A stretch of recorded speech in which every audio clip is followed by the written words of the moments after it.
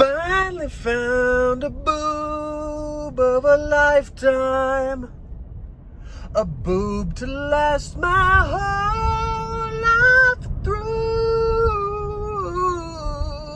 I finally found a boob of a lifetime, forever in my mouth. I finally found the boob of a lifetime. All right, here we go. We're going up the building. Woo, look at that building. We're going up into the building so that we can do our show. Yeah, the Guy's Perspective. That's the show. That's the show we're going to do right now. We got to be up there. See up there? Up there. Anyway, I'm getting ready to go up there. Let's go. Come on. All right. Guy's Perspective. Episode number 63. This one, we're going to be talking about our book that's coming out Christmas time for you. We only got 2 months to prepare, which... Windshield repair doesn't have to be rocket science, and relationships aren't built on circuitry. Whoa! Well, good ones anyway. You see, the Clearview way is technique and artistry in our craft, performed with both care and consideration for not only your windshield, but of you. Yeah, you, the customer. And while some people may seek guidance, comfort, heck, even TLC from gadgetry like Chip over there, we understand that true business is nothing but personal relationship, and only a person can do that.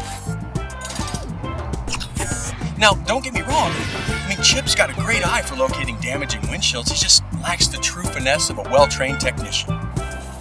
We just do things different. Old school. Person to person with a Clearview standard.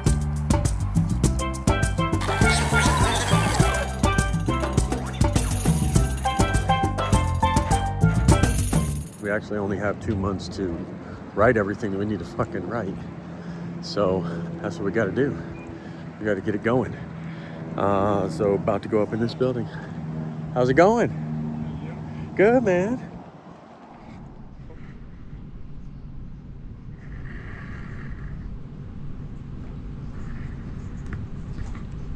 That was legit, bro.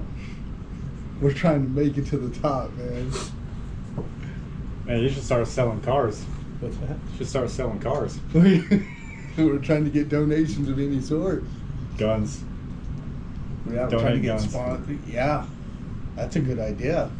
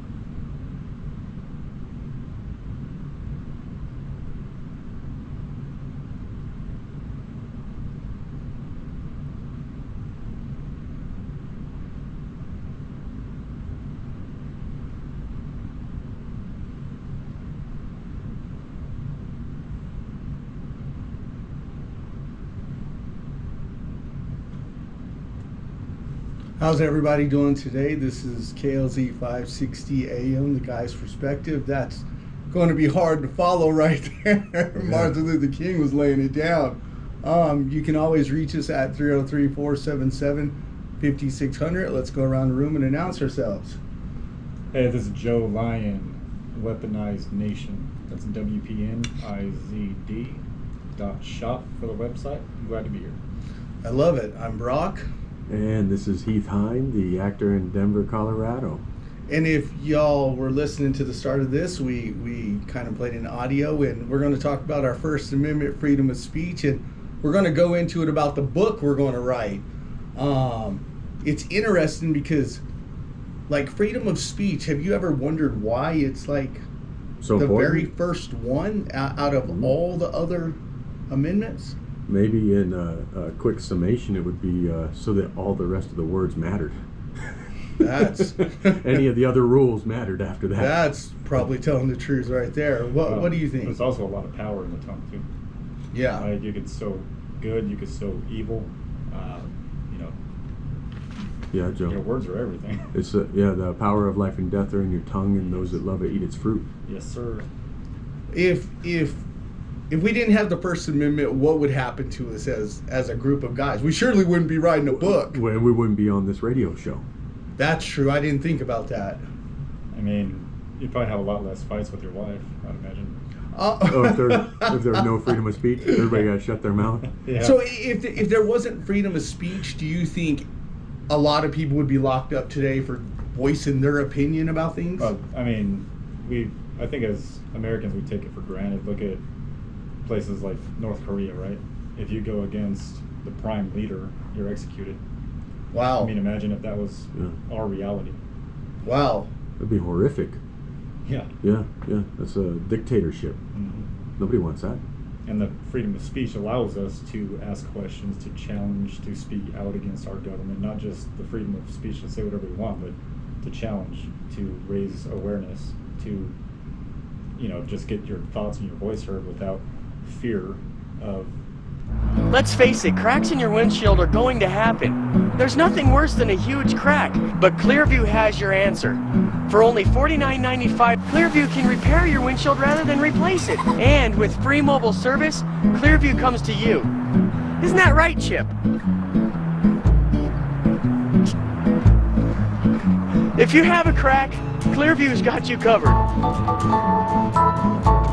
Mom said you weren't going to ruin my commercial! or prosecution and persecution. Imagine some other countries, like what they go through, not having that one freedom that we take for granted here. Yeah.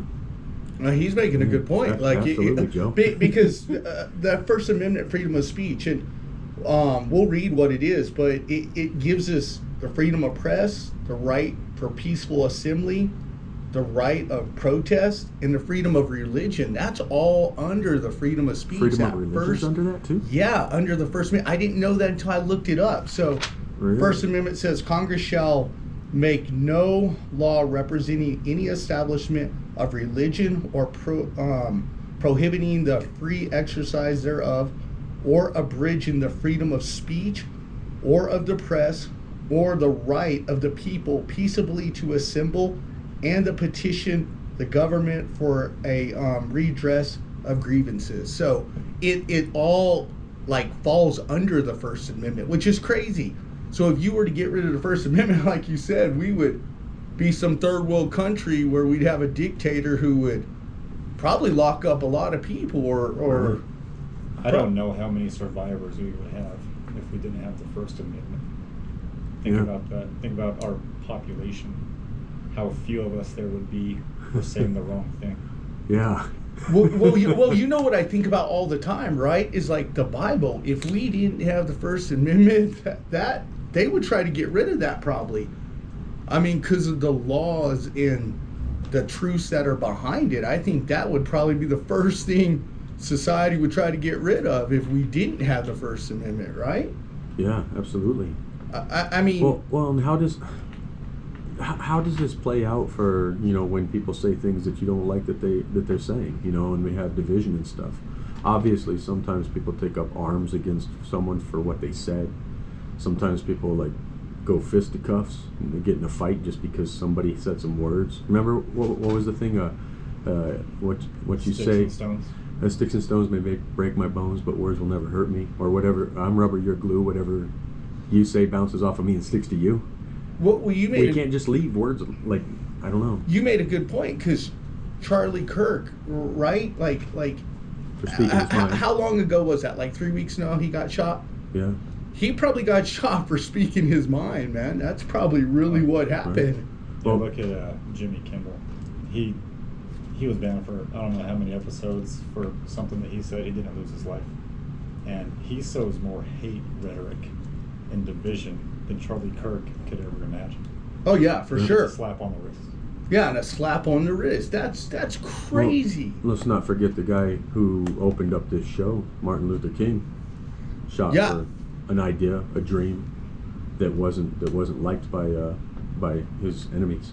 I don't know, if you look at the current reality that we're living in today, if you're on the opposite side of the fence or the wrong side of the fence, if you say something that hurts someone's feelings these days, like not addressing the proper pronoun, all of a sudden you're in trouble. Like, how am I supposed to know what you identify as? You look like a duck, you talk like a duck, you're a duck. Yeah. Wow, he's opening a can of worms, and in this show, that's what we do, man. I love it. No, he's bringing up a good point. Absolutely. Yeah, so you know, what's freedom of speech in that scenario, right? Yeah. I mean, your life is your life. I don't have to accept it. I can love you. But I don't have to agree with it. I don't have to address you a certain way because of how you identify. And how am I the aggressor, or how am I in the wrong for saying the wrong thing to you, right? Like, your feelings are more important than mine. They're not. Right. wow, that's deep right there. Oh, we already got some. No. I mean, what you're saying is right. Like, we should all be able to voice how we feel without being scrutinized, without being judged, without being punished in some way, shape, or form. I think it's wild. What's up, Truce Daddy?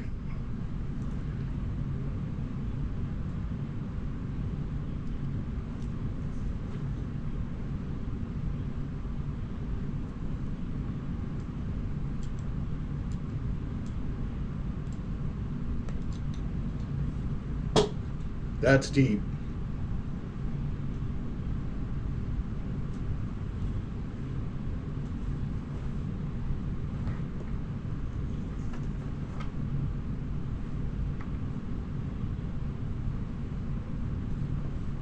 Wow.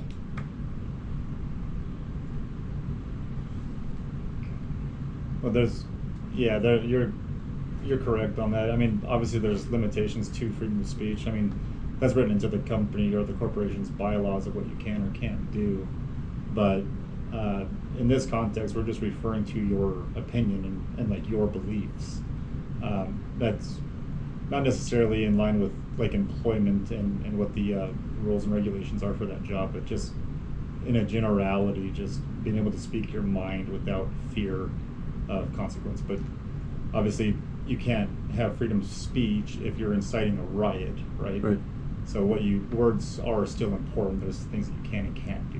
Was it Ice-T and Body Count, or was it Public Enemy who said, freedom of speech? Yeah, boy, just watch what you say. Right on, Truce Daddy. Thanks for calling in, buddy. Later. Thanks, man. No.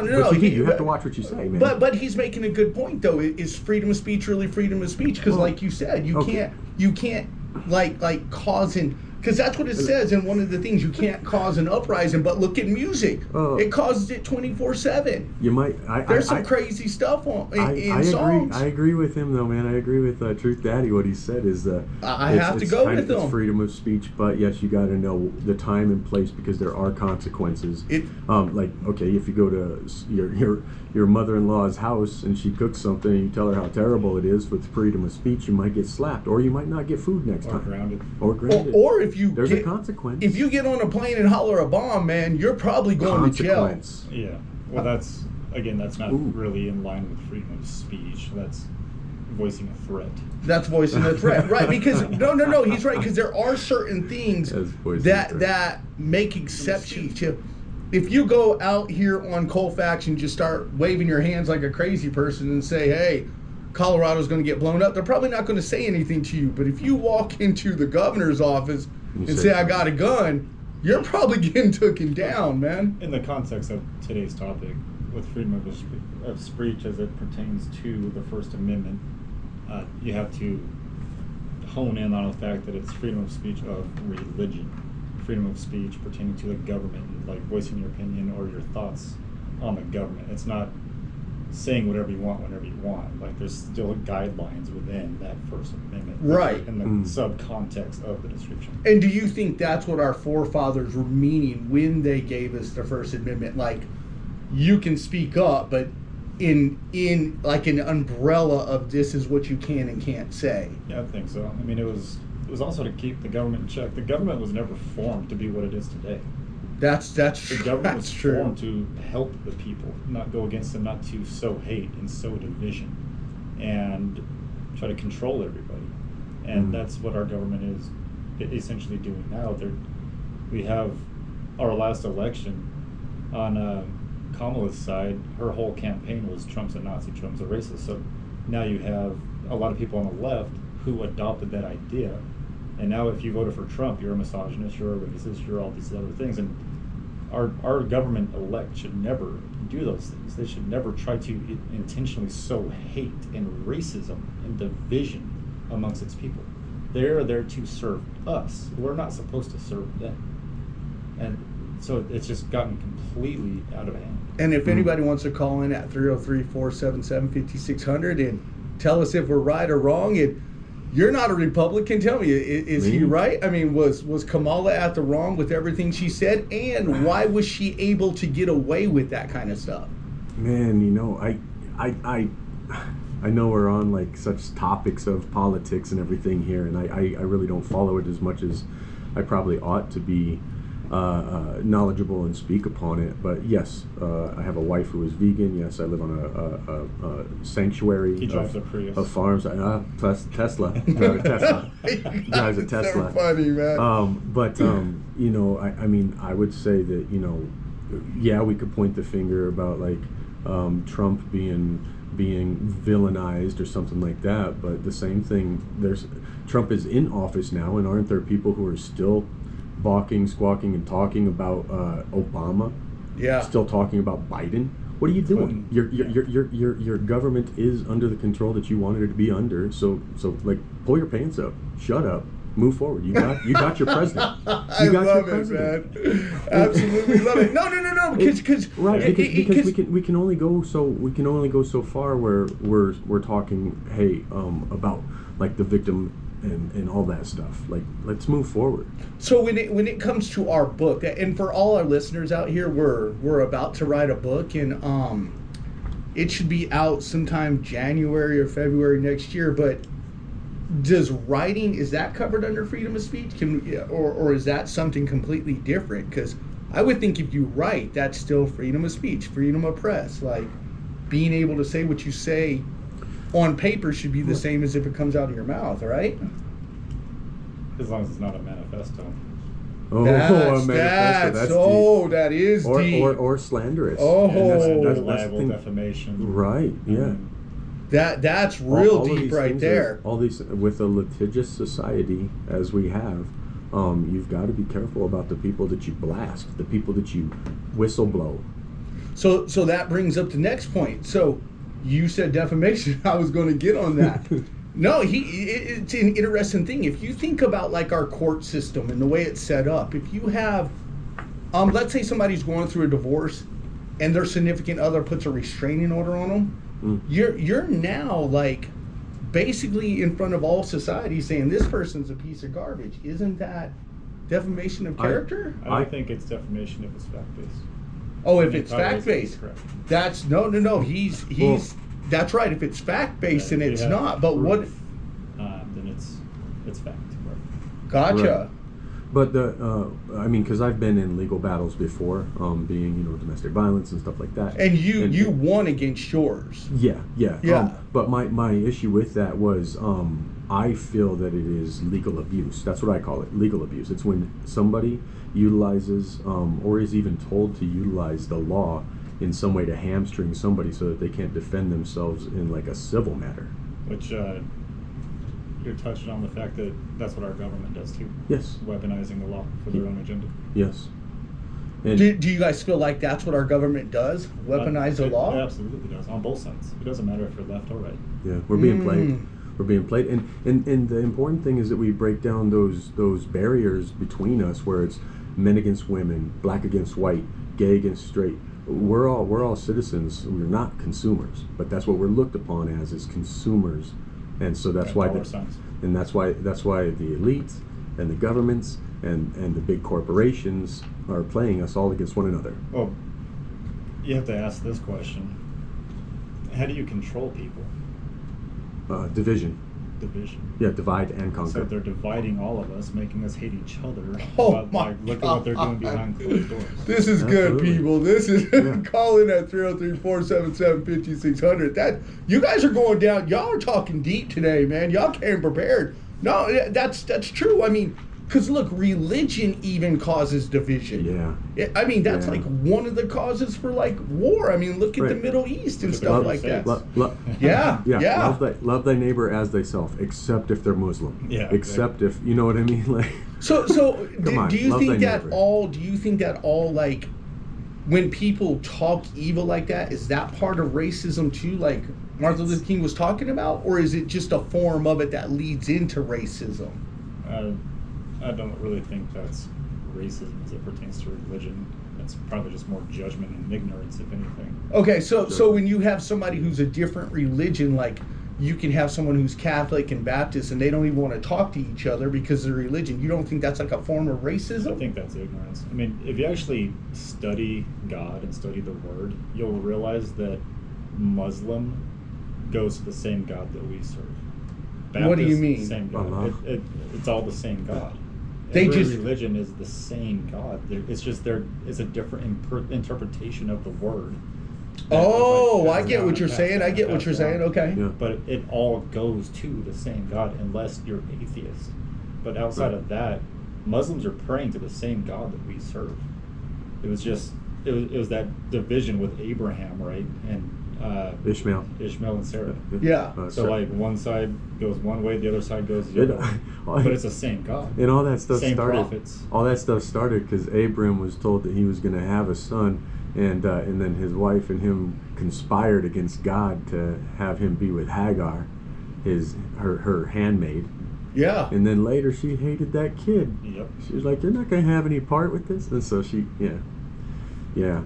That's Consequences, people. Well, I think about it all the time, right? Because words are so powerful. Words can either cause people to turn their life to God. Words can cause people to commit suicide. Let's be real. Like it's bad. Words are powerful. Yeah, like hate you can speech. yeah. And so I really think about religion. Like what?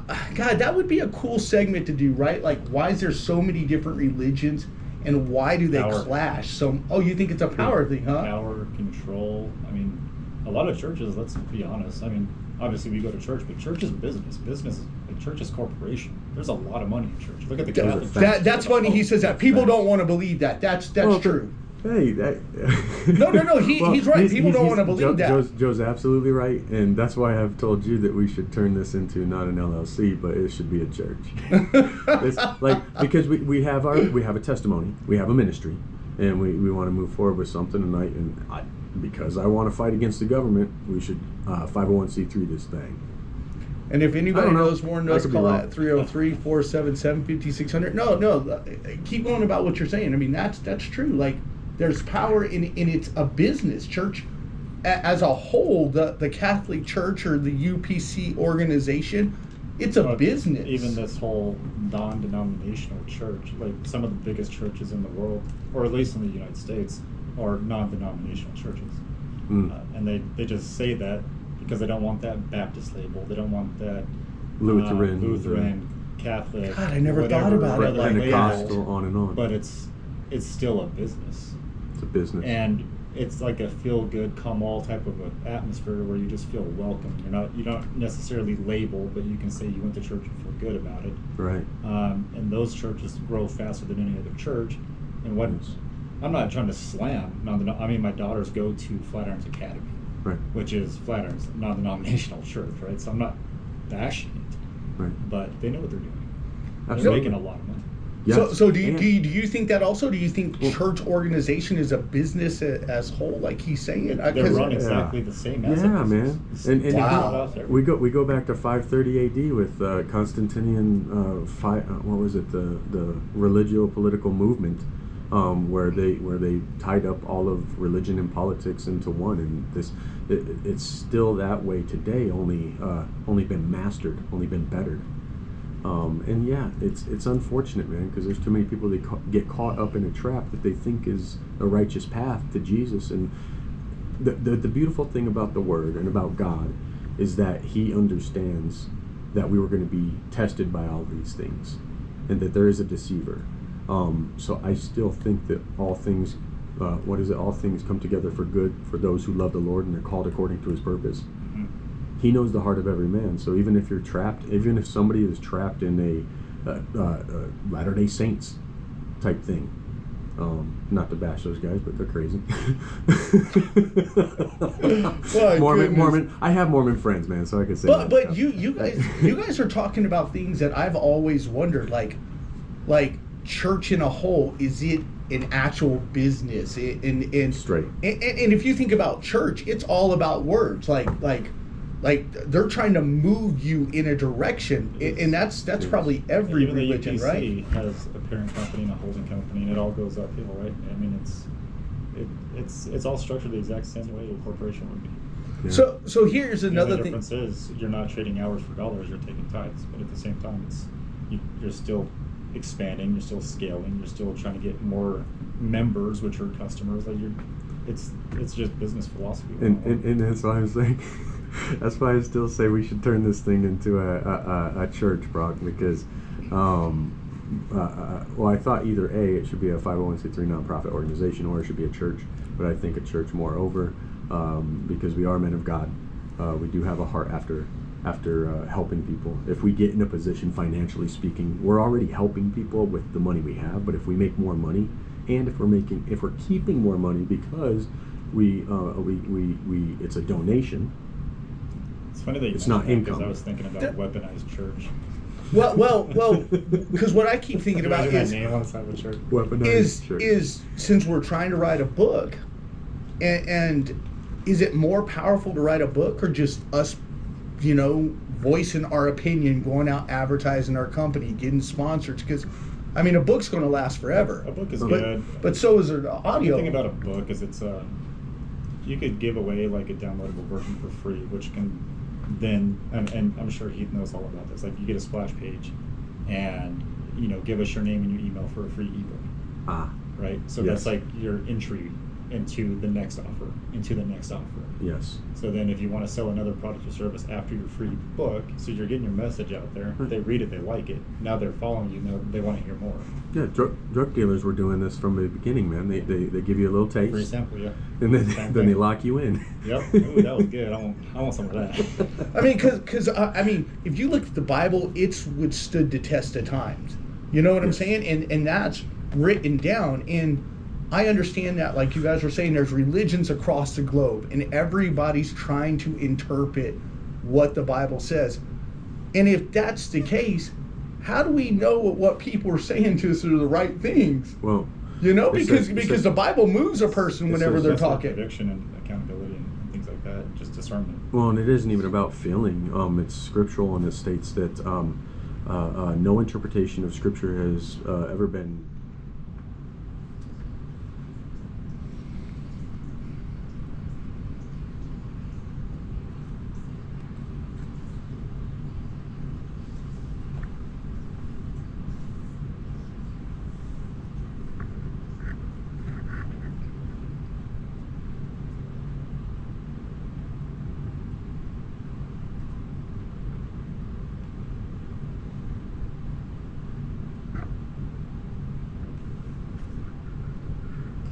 Is that Churchill? Is that Winston Churchill? No.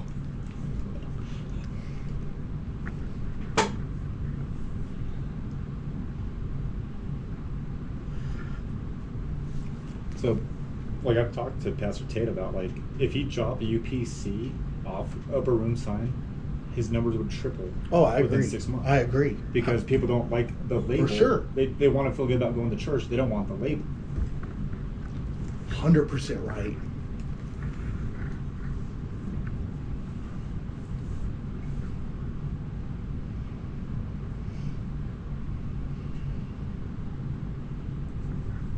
How's everybody doing today? This is the second half of KLZ 560 AM.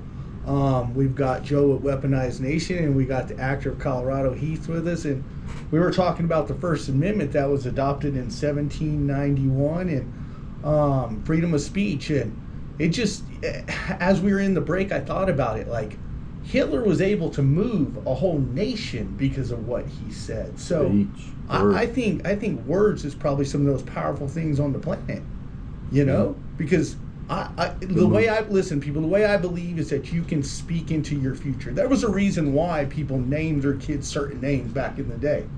I don't see anybody running around calling their kid Lucifer, you know, but because there's blessings that are tied to it. At least I believe. I think. I don't know if it's still like that today, but like, I don't know if you guys are familiar with like NLP, like neuro language programming. Yeah. Basically bending people to your will by like what you say, how you say it, guided conversations, like navigating people to a certain idea where like it's your agenda, but then they think it's their idea. Oh my God. So it's like strategic seduction. So basically it's manipulation at its finest. You're literally just using your words to manipulate people to bend to your will. Think of how powerful that is. You know, it's crazy. I had read this I read this article the other day.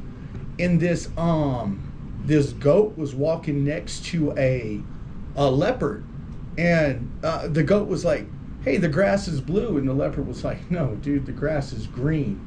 And so they kept arguing about it. And he was like, "Hey, let's go to the king of the jungle and ask him." They came to the king of the jungle, and the goat was like, "Hey, what color's the grass?" And he said, "I think it's blue." And the king of the jungle was like, you know, the lion was like, "Yeah, you're right, it's blue." And then he walked off, and the leopard was like, "Why'd you say that?" He said, "Because you shouldn't waste good words on a fool. They're going to believe whatever they want to believe." This is true. Well, and that's true. You can manipulate a person to believe whatever you want them to believe. Yeah, you cast pearls before swine. You know, it does no good to try and change the mind of a fool. Well, that's the same as people letting their opinions form their facts. Like when you can literally show them proof and they still don't believe you. Yeah. No, like you take the flat earther theory. I mean, there's people out there that their diehard believes in certain things because that's what they've been taught. The earth isn't flat. Hey. How'd you get in here? Hey man, that's what I'm talking about. Yeah, so, but I mean, you see what I'm saying? Words are powerful, and I think that's the reason. Back to the whole church thing as an organization, I think they fill up churches because words are so powerful. Yeah. Yep. Yeah, you can use them to build people up or to tear them down. You can use them for manipulation or selfish gain. Well, it's also if we're here and there's nothing beyond us, it kind of makes us small, right? Like what's really the point of life if like this is it? Like we live this life, we die, it's over. I mean, like what are you really living for? And if you don't believe in a higher power, then you're gonna not. I mean, a lot of your actions in your life is dictated like based off your beliefs, whether you believe in God, whether you don't believe in God, how you're brought up, nature versus nurture, all these other things. But I mean, I live my life with a love of God and a fear of God. So I don't do certain things, even outside of the law. Like I'm worried about breaking the law, but God's law too. Right. So if you don't believe in there's like more than us, our world would be in chaos. Okay, so then that brings the next point. If a person doesn't believe in the Bible, can they believe in God? Do you know who the biggest believers of God are? Atheists. How so? Yeah, how so? I gotta hear this, man. They do everything they can to disprove God, and they probably have the most knowledge of God than any Bible thumper. Yeah. I heard because they want to argue every point that you make with them. So typically, the atheists are like know I more spent- about God than anyone else does. I have atheist friends, man, because I'm in film, right? No, I was riding with Kevin Ward down to like Salida, so it was a 3-hour drive, and we listened to a debate between Matthew Dillahunty, an atheist, and Jordan Peterson. Is that Sounds familiar. yeah. So, and I really like Jordan Peterson, man. This guy's like knowledgeable on a lot of things and biblical as well. But I have to say, man, and I even admitted to him, I said, look, your guy won. The atheist won because he was more prepared. It's like we know, you have to study your enemy, right? And so he was more prepared. He did better. But I will say that my atheist friends that I do know, they have said that since they don't believe in an afterlife, they believe that this life is the one that they have to do the best at. They have to give the best. So it doesn't necessarily mean that somebody who is lacking God is lacking morality or lacking empathy. No, and that's funny you guys mentioned that, because I think about what Elon Musk, and I know I mentioned he an Elon atheist? Musk. No, I don't think he's an atheist. I don't know what he... He's I don't know what he believes. Everybody agrees with that. But what he does believe back is home. is kind of like what you were saying. If this is all that we have to look for, then that means we're just a single entity, a single candle, a single flame in this vast universe. So, yeah, to be extinguished. And so if that's the case, then life has to be the most precious thing, and our words have to be the most precious thing we hold on to, because that's what's going to carry the next generation, I guess. Think about like morality. I mean, if you're not afraid of like God's judgment. And if anybody knows more than us, call us at 303-477-5600. Yeah, I mean, if you're not afraid of like being judged at the pearly gates, I mean, imagine the crime rate. Right. Because a lot of people don't break the law, not just because of law, just out of fear of going to hell. Right. So, you know what? He brings Right. up a good That's point, because true. I've thought about this also. If a man is on death row or a woman's on death row, do you think they actually apologize? Do you actually think when they know they committed that crime, they've either hurt a family, they've done something egregious, do you think their first and last words are, I'm sorry? I mean, I can't To speak cure for their them, but conscience? If they do ask for forgiveness and accept God, then yeah, they're forgiven. Do you think God will actually forgive them? In my opinion, yeah. What do you say? If it's sincere, I mean, it can't be like right before they're about to get zapped. Hey God, my bad, bro. Like, you're good. Right. Like if they're sincere and they mean it, you know, and I think that anybody can be forgiven. What do you say to that? I mean, I know that God knows the heart of every man, and I know that when we do That's the truth. That's the truth, because God knows your heart. Yes. So if you're sincere, back to the sincerity, Joe. Right. Yeah. But I do believe that anybody can be saved. What is it? John 3:16. For God so loved the world, He gave His only begotten Son, that whosoever should believeth in Him should not perish, but have everlasting life. So all one has to do is believe, and there's also context in the Bible that's talking about how God will turn His back on people too, though. So if To that give person them- on death row Yes. has had God turn His back on him, because I mean, the Bible talks about how God will chew him up and spit him out. Because I wonder about that all the... That's the lukewarm will be spewed out. Lukewarm Christians. Yeah, the lukewarm. will And be we're spewed probably all lukewarm. So I was going to say, what person on the planet hasn't ever been lukewarm? Call us at 303-477-5600. This is a good topic. I mean, that's you guys are bringing up a good point. He knows your heart. You totally. But I mean, that person on death row who's saying I'm sorry, are they just doing it for themselves then at that point, I mean, to give themselves a vanity clean of conscience? vanities. Everything Yeah. is vanity, man. We're all vain in our self-serving. the thing that I always think of is, if you, let's say you're a murderer, and you go out tonight and you kidnap someone and you execute them, and before you go to bed you ask God for forgiveness and you repent of your sins, and all is forgiven. You wake up and you go out and do the same thing the next day. In my opinion, I don't think that you can live like that, knowing that you're going to go out and break the law or sin on that level every single day, and just take God's grace and God's mercy for granted. Well, yeah, I mean, that does fly in the face of the Holy Spirit, and it grieves the Holy Spirit when we do those things, but we'd also be liars if we say that We haven't all sinned and fallen short of the glory of God. And that's why I love Jesus' message, where he says that, you know, even if you look upon your brother with hate in your heart, you've committed a sin. You've committed the act of murder. Mm-hmm. So I'm a murderer. I've hated people. I've looked at them. I've hated them for cutting me off in traffic. Oh, yeah. So don't get me started on traffic. But no. You're talking about something a lot of people. I might not be in prison. Like speaking, I might not be in prison for murder, but in God's eyes, I have murdered. Because you're bringing up a good point. If you're standing in line, let's say you can't stand this person you work with. You guys are going.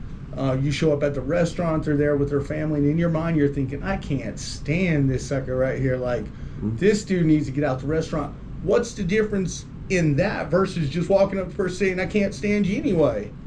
I mean, you see what I'm saying? We all have those thoughts, but I think as long as the thought doesn't go from like a thought to action. And I agree with that. It drops down into the heart, and the heart, goes into the heart. yeah, becomes a belief and an idea and stuff like that. But I mean, God's talking about our eyes, man. When you look upon a woman with lust in your heart, that you've committed the sin of adultery. Yeah. And all, again, like, what is it? If you failed in one law, or if you've kept the whole law but failed in one, you failed them all. So whether or not I even do fail, like by committing murder or adultery or dishonor my mother and father, anything like that, I'm still just as bad as the guy in prison, man, in God's eyes. But all Wow, of that, that's deep. all of that is why it was so important for Jesus to do what he did, Yeah. die for all of our sins. Because if we were still living in the Old Testament God's law, we're all screwed. There's not one person that would make it. Again, people call us We'd at be washed away with the flood. Again, people call us at 303-477-5600. We'd like to hear your input on it. We had Truth call us earlier, and what because words are powerful. Like, I mean, so this is a question I want to ask you guys to go into the rest part of the show. Yeah. The Bible says, "In the beginning, God created the heaven and earth." Yes. Our pastor believes that when he spoke that, things are still being created today. Do you guys believe that? Do you believe his words are so powerful that the universe is still just creating? I've got evidence that things are still being created today. Okay, tell us. Don't tell us like Andre said he got inducted. Like, You just finished the earth being fully round. well, yeah. Last week, it's fully round now, people. It was flat. But now it's let's hear round. your evidence on this. The evidence is like everything that we do as human beings in creating. So, like one of the simplest, one of the most evident is when you have a child. When you have a child, you're creating, aren't you? So let me ask you this: but Creation is still happening. Yeah, birth is always a miracle. But do you have to speak it? Like, let's say you're about to start a new venture, a new business. Do you first have to say, "I'm going to start that business"? Like, hear yourself say it, versus just telling yourself in your mind to do it. Because I think there's more power when you speak it out, right? I mean, I think it's reciprocal. I mean, I don't think you take any action without first thinking about it. Like, you don't just do something without thinking about it. Yeah. So even speaking it, I mean, actions speak louder than words. So is the action itself actually speaking it? Oh my God, that is, dude. Yeah, he's gonna cause our listeners to think about that all week. No, because now I'm going to think about that all week. Is the action actually speaking it? Right. Is that step number one? Yeah. If one moves in action before they ever spoke it, then they. Because would God have created everything if he didn't speak it? Is that action? Yeah, like what you're that saying, you're taking us all the way back to the beginning. Right. I mean, seriously. Well, maybe it was a show, an example for us to follow, that there is power in word. In the spoken word. Yeah. Now, somebody who doesn't have a voice, can they still speak? Yeah, absolutely. They can text. They can type. They can sign. Morse code. They can everything. There's a lot. They write, handwritten. Well, communication is also nonverbal, right? Like body language, like nodding your head, shaking your head. There's a lot of different forms of communication.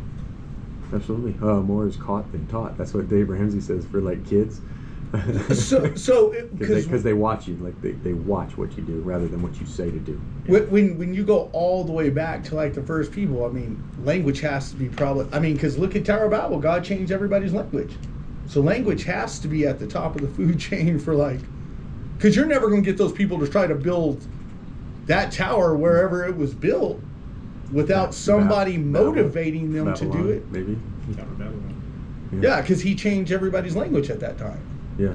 You know, so, God, man, so language has to be, when you speak something to somebody, you can dictate, like, what direction they go. Like, that's why I'd want hold on, let me ask you this. As an employer, you guys both have your business. How do you talk to your employees? Do you ever come down on them like, hey, man, that's the stupidest thing you could have ever done? Or do you ever just like, hey, man, good job? And do you feel like you get more honey from the beehive when you're sitting there? You want to go, Joe? I mean, there's been 2 or 3 times in my 20 years of being an entrepreneur that I kind of went off on someone because the guy was stupid. I told him not to get on these blinds, and he got on them, and I told him to get off, and then within 30 seconds he got on them again. They were plantation shutters, expensive. And he broke them, obviously, and it's like, man, are you stupid?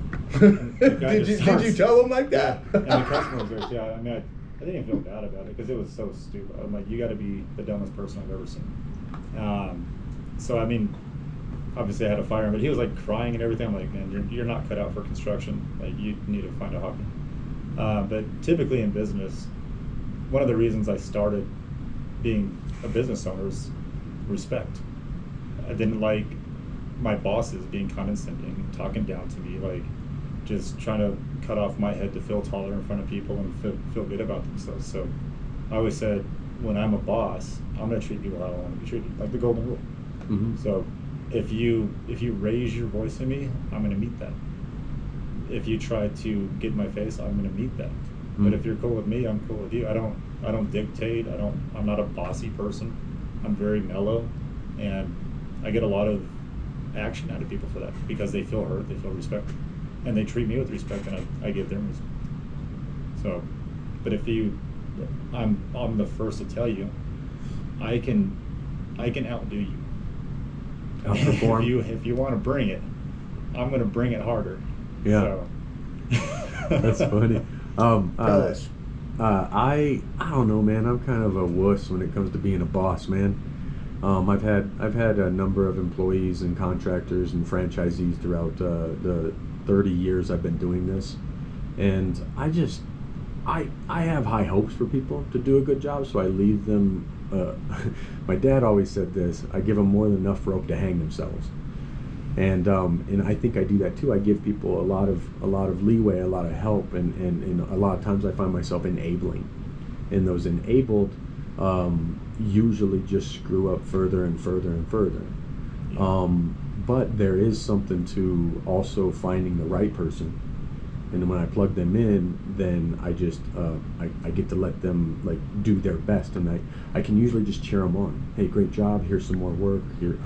It's positive reinforcement. Yeah. And, I mean, I treat business like I can't remember where I heard this, but there's a saying that says slow to hire, quick to fire. Yeah. So you take your time with them in the beginning. Yeah. But as soon as they give you any kind of inclination that they're the wrong fit, you got to get rid of them. Cut it. Otherwise, it becomes toxic. It starts spreading to other people within your organization, and everything just collapses. Because you're only as strong as your weakest link, right? Right. So if you let that guy get out of line and you accept it, it's only going to get worse. Yeah.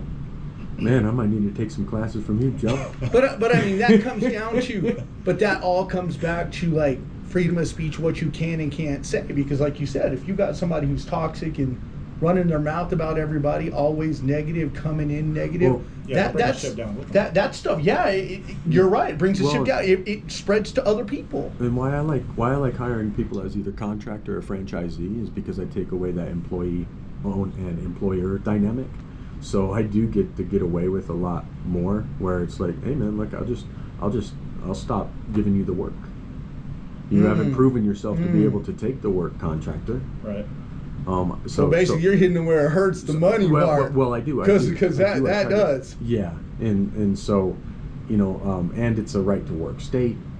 And I mean, I'm just doing my best. But it really comes down to hiring the right people, man. And you can vet them. You can vet them. Because I always think about like people who wake up 24. I guess it goes on to like people that are always down, people that are always negative. Because I think the reason suicide is so high It's because people are always negative to themselves. Like they're always speaking like something bad over them. Like I They don't suck love at my themselves. job. Exactly. If I you love don't. yourself, it'd be impossible to kill yourself. That's a true Like, statement. I can't. If I love you, I can't kill you. No, that's a very true statement. Yeah. But I think people don't understand that the dynamics and the power, because maybe they came from a home where their mom and dad never built them up. Was always like, oh, you're going to be no good. You're not going to do this. You're not. Where if and I've never done a study on this, but I bet if you took a young man from a home that said, hey, you're going to be a future president, that person's probably going to thrive and do better than somebody who's always told you're a piece of crap. Well, you're getting into like nature versus nurture. Yeah. And But it all even ties though in together, you doesn't take it? The topic of racism that we heard Martin Luther King speak of. Racism is taught, like that's learned. Jesus, that is deep. Like that comes from your parents. Yeah. That comes from your surroundings. That comes from your upbringing. I raised my daughter's blood. I'm like, you can love anybody that you want. Like we're all the same. We're all equal. I have a black stepfather, as you know. Yeah. Half our church. So let me ask you this. So you think racism, and then I'll go to you, Heath, real quick, just real fast because we're running out of time. You think racism is something that's taught? Absolutely. 100%. What do you say? I agree. Racism is something that's Well, taught. why did you pause? I don't know. No, I agree. Racism is taught. Hate is taught. Hate is taught.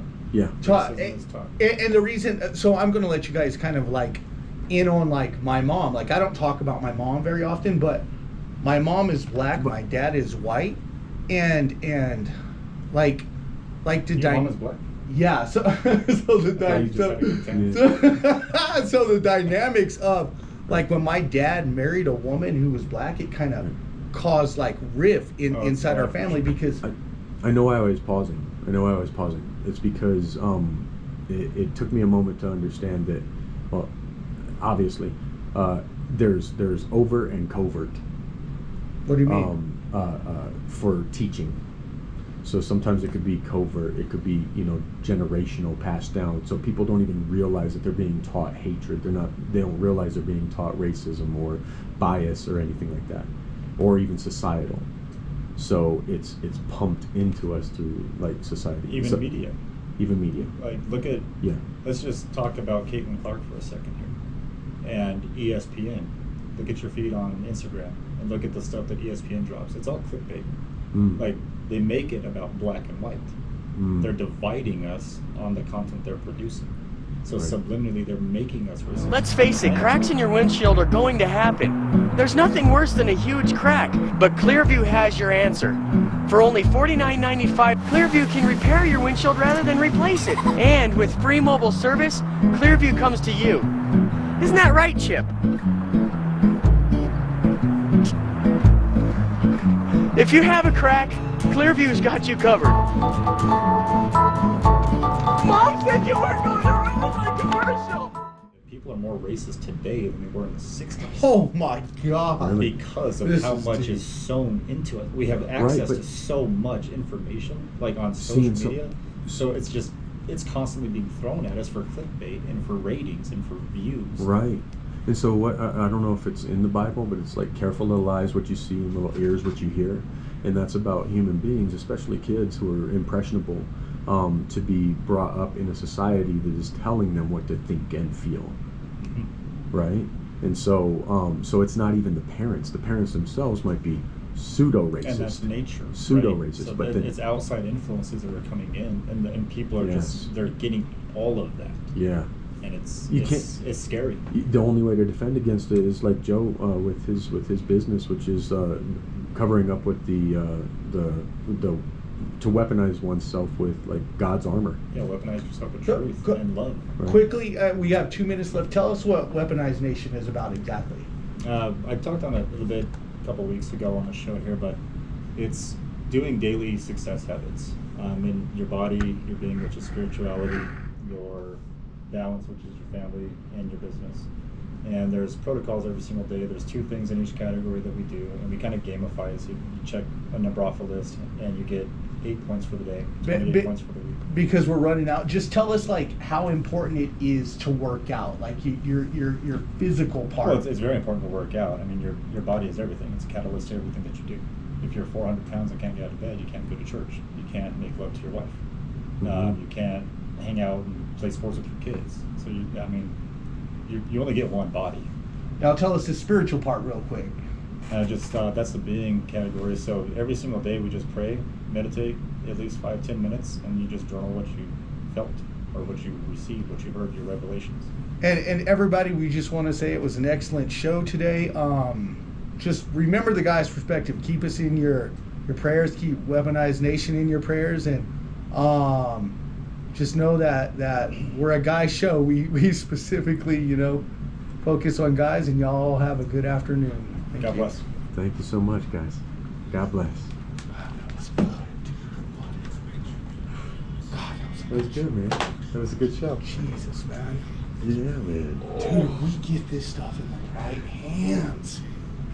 God, that was good, dude. Dude, this thing cut off like halfway through. Even with it charging?